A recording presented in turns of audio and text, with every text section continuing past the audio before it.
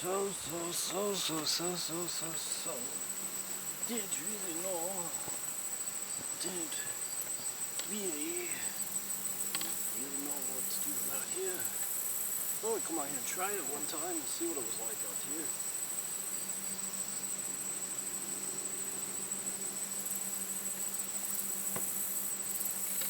You can hear the water running in the background. So this dam was back that way. I see fish jumping on top. It's like bait fish jumping up to the top of the water. Usually where there's bait fish, there's bigger fish wanting to feed off the littler fish. Where it's like a chain, a bigger fish, a bigger fish, a bigger fish feeding off a littler fish, littler fish, littler fish.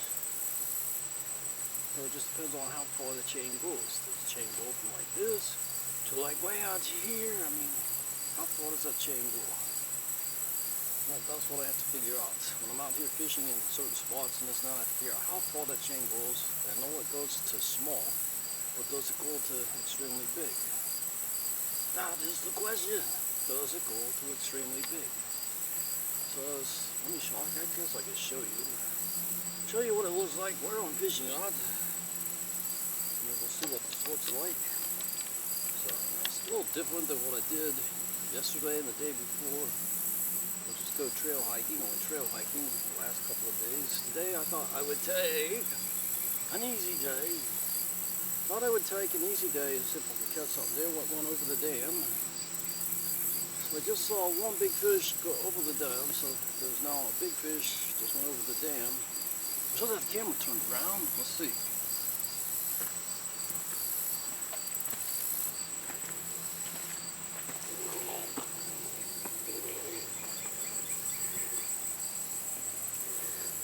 So trail that goes up the side there, as you can see.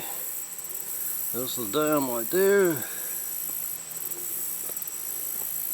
I was looking right there at the corner of the other side of the dams where I saw the fish jump over the dam. I saw it splash up through the top of the water and flip right over the dam. So down, it'd be better if I went down below the dam and tried to catch that one probably. It'd be a lot easier, I think. Excuse me. So,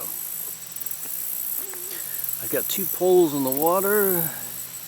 Got one up on top floating, and then I've got one down on the bottom. So one on the bottom is for something bigger, the one on top is for something smaller.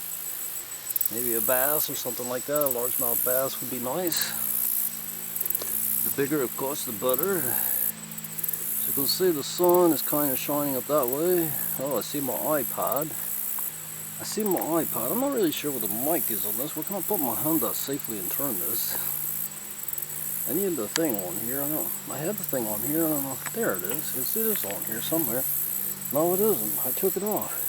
Why did I take it off? No, I broke it off. It's there, but I broke it off. How did I break that thing off? Somehow I broke the handle off again. I put one on it, and I broke the darn thing off again. So, that's what it looks like out there. So we can go up, we can go down. Hopefully I'm in the shot when I'm sitting back here and you can hear me alright. So I want you to be able to hear me nice and plain and clear. I was going to bring an acoustic guitar. So I was going to bring an acoustic guitar down and use an acoustic guitar, but I was like, there's a lot of stuff to carry. As you can see, I've already carried quite a bit of stuff down. I carried down my hill behind me, which is rocky. I'm looking, I see a lot of bait fish out here. If I see that much bait fish, I probably should be casting. I should probably pull the shallow pole in and then do some fly fishing. I'll see if I can't snag something besides a snag. What do you think? You think I should try something besides, see if I can catch something besides a snag? What do you think?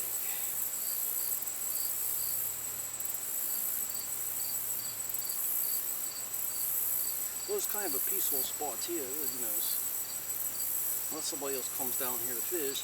Right now it's fairly private. There's nobody up on the dam. There's nobody on either side. Well, if you saw the other side, you saw there's a rock cliff down the other face down the other side, and then there's a lot of brush and trees and this and that. So it's kind of hard to get down the other side, I think. You pretty much have to boat it down. So I'm watching a lot of bait fish jumping through the top of the water, so that means they're being chased by something.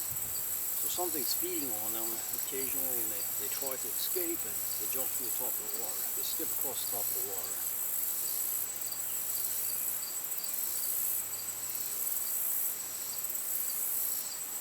I just have to figure out what is the best approach to catch something here.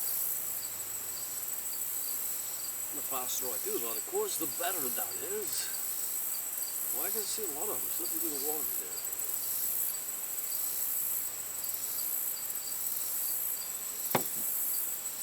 Let me see if I can see them. Let me see if the camera will pick them up on the top of the water.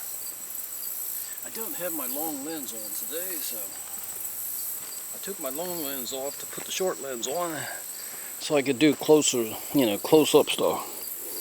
Oh, I'll spin this around. Going to spin this around. Let's see. Right there's a spot. I'll see if I can zoom in. See, with this camera, I can zoom on this, but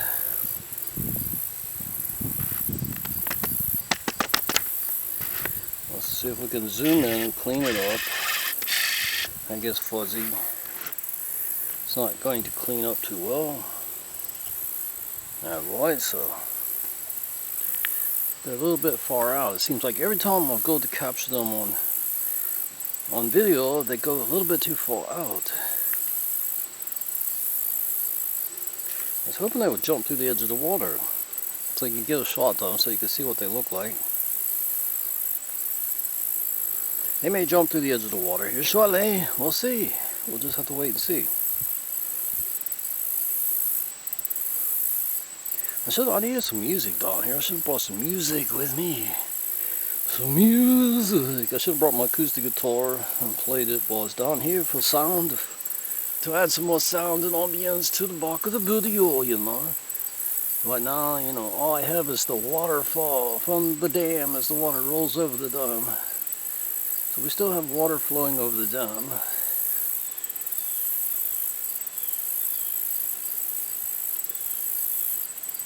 Plus we have all these bug noises. I don't know if the audio, the microphone will pick that up or not.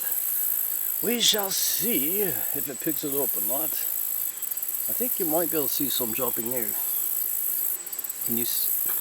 I'm looking in the camera, I don't see them. I can see, just looking straight out, I can see them jumping up through the edge of the water. Now I don't see them at all, so they went down. Whenever they go down like that, it means something was in the midst of them, something bigger was in the middle of them, chasing after them, trying to swallow as many as they could. It's like buffet time. And a lot of times they're like that, it's like, it's a buffet. We have found the buffet. All you can eat. Swimming in one spot. Well, that's, what largemouth bass do. A largemouth bass can do that. They have this really big mouth on them. That's why they call them a largemouth bass. And they can actually swim right through a spool like that of bait fish, and they can actually swallow quite a few at one time. A lot of people don't realize that they think it's just one at a time. But no, it's not just one at a time.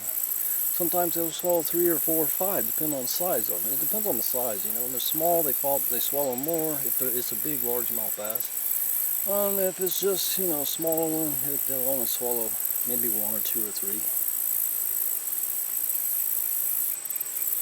But when you have a spool like that, it is like a buffet. It's like a buffet for largemouth bass. But I've only caught